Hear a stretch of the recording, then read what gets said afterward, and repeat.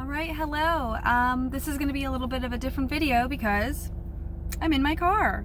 I just had lunch at this restaurant that I'm looking right at. It's called Lime, and right now I'm sitting in the parking lot because I had a sudden urge to make this video, and I'm very impulsive, so I can't even wait to get home, and I'm bored. I got really not much else to do today.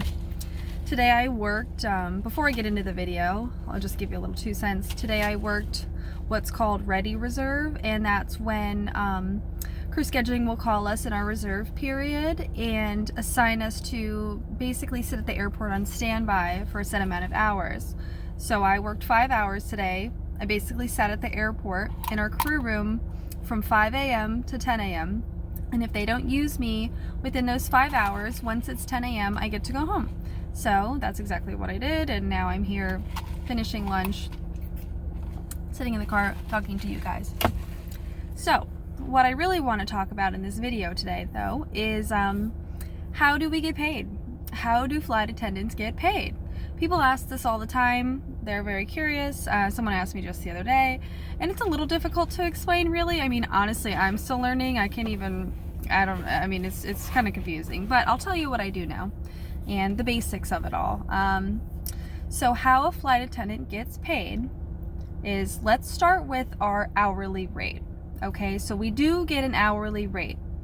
Now, we all start off at the same base pay. When you're brand new, your first year in, you're getting the same pay as a doctor who decided to become a flight attendant is going to get paid their first year. Doesn't matter your credentials. I don't care what school you went to, what college you went to.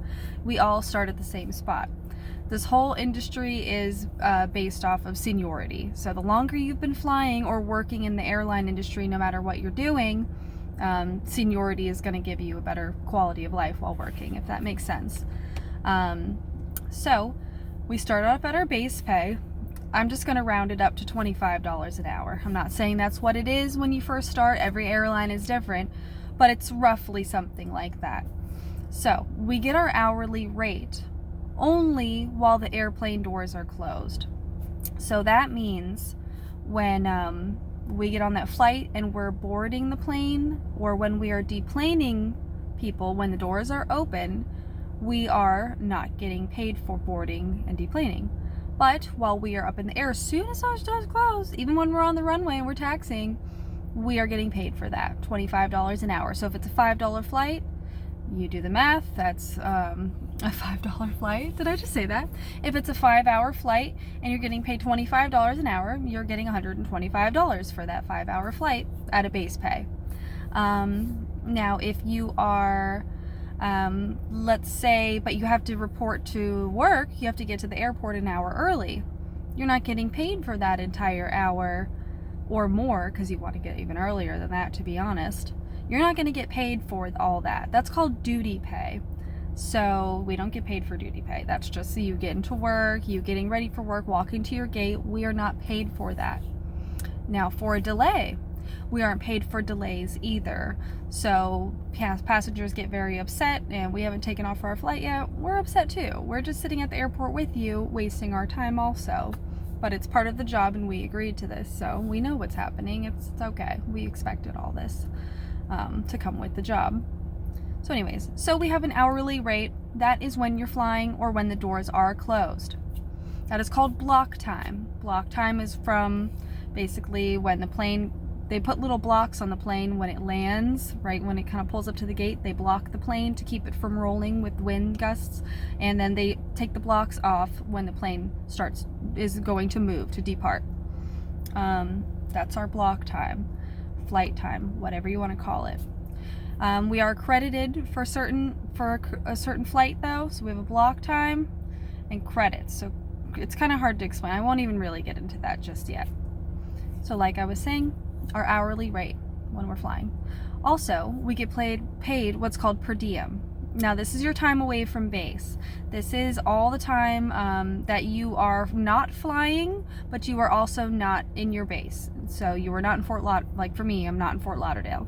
So as soon as that plane touches down for me when I am in Texas and they open those doors, I start getting paid per diem, just like that. And I get paid per diem all the way up until those plane doors close again my next day, my next flight.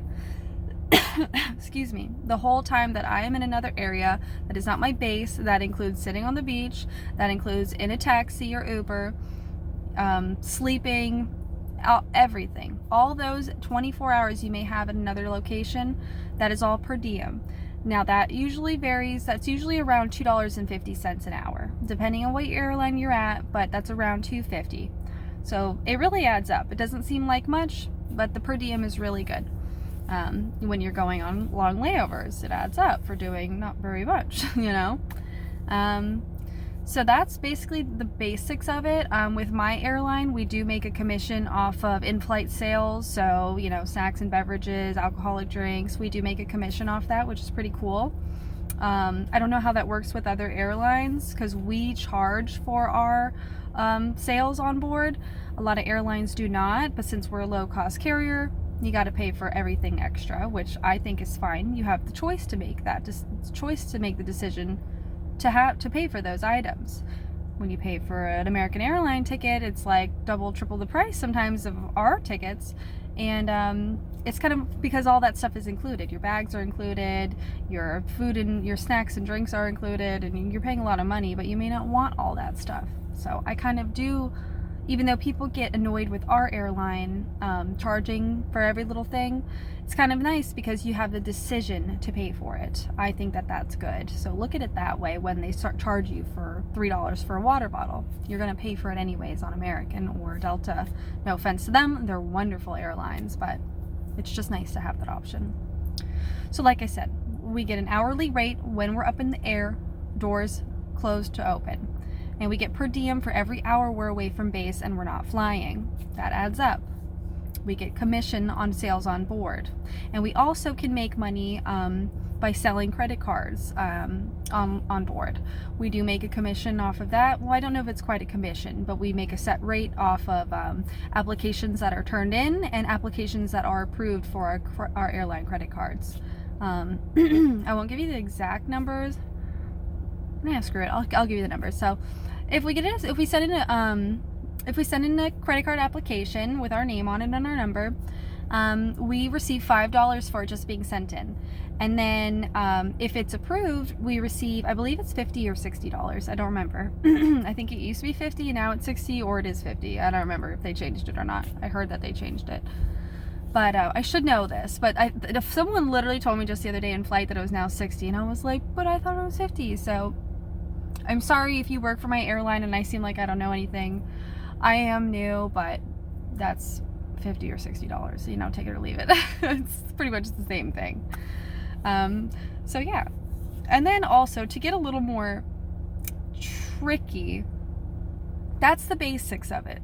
You can just click out of this video now if that's all you wanted to know, is the flight hours, and then we make a per diem, and kind of commissions and credit cards is how we make our money. It's a lot. It's not just a simple $18 an hour and that's it. No. But we also do get pretty decent raises every year. In my company, we cap off at 16 years is our final, like, where you peak at getting your raises. That's when you stop. And I won't give you the exact number, but it's pretty good. And that's for your flight hours. Your per diem does not you don't get raises in per diem unless the company gives them all around, you know. Everybody gets the same per diem. So then, to get a little more tricky, we have what's called block hours and credits, like credited hours. So say you're assigned a flight, a day, like a pairing. That's like 3 flights that day, right? And it'll say block hours 8, and it'll say credited 10, right? So that means when you credit is what you're going to be getting, because it's the higher of the 2 numbers. You'll be getting whatever is the higher of the 2, okay? So normally what that would mean is that you have a deadhead in there somewhere. So you're getting a little extra money for not flying. Your block is what you're flying in the air. You are working those hours, actually in the aisle working.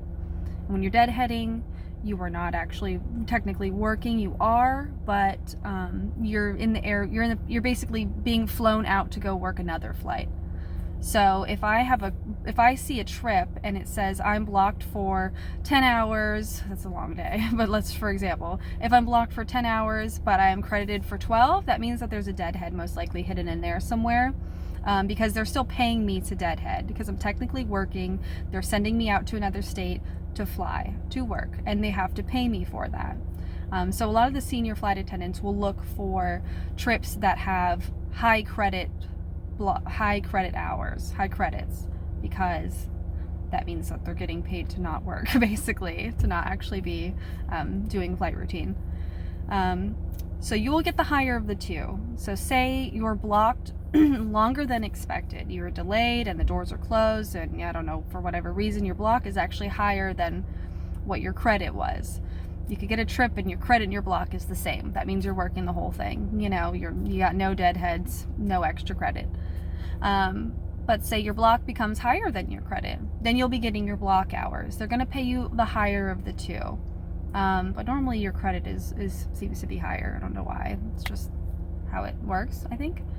But that's really good to know. So if you're in the industry now, or you're trying to become a flight attendant, pay attention to your block and your credit hours. You always want to go for a trip, if you can, if you're not in reserve, that has higher credit, because you're going to be deadheading or something. You're going to be working less, but you're going to be getting paid for it because your credits are there, even though your block hours, remember the plane from blocking from when it comes into the airport and when it leaves or whatever, your block hours are what you're actually working. I'm becoming very repetitive, but I hope you guys get it, because I know the people who aren't flight attendants or in this industry kind of are like, block, credit, like what does any of that mean? And I'm still learning too. I know it's confusing, but I hope you guys kind of understand what I'm trying to say. Let me think, what else is there? I mean, that's really about it. I basically said everything. Your flight hours, your blocked hours, you get a base pay of $25 an hour, plus, depending on how long you've been there. You get per diem, $2.50 an hour, or whatever it may be, depending on what airline you're in. And then you learn about block and credit, and plus your little extra things like credit cards and onboard sales, just to sprinkle a little bit on top of your paycheck. But that's about it, guys. I don't really know. If you have any more questions, let me know. I probably didn't do a good job explaining that very well at all. Like I said, I'm still learning, but that's basically the gist of it. And if somebody's a flight attendant and wants to explain it better to me, I'd really appreciate that. But this is how I would explain it to a friend of mine as a new flight attendant who's just learning. And if somebody asks me, hey, how do you get paid? This is how we get paid. This is how I know we get paid. So I hope that helped. You guys are on my steering wheel. Ooh. I hope that was somewhat helpful, or interesting, or answered any questions anyone might have. All right, have a great day, guys. Bye.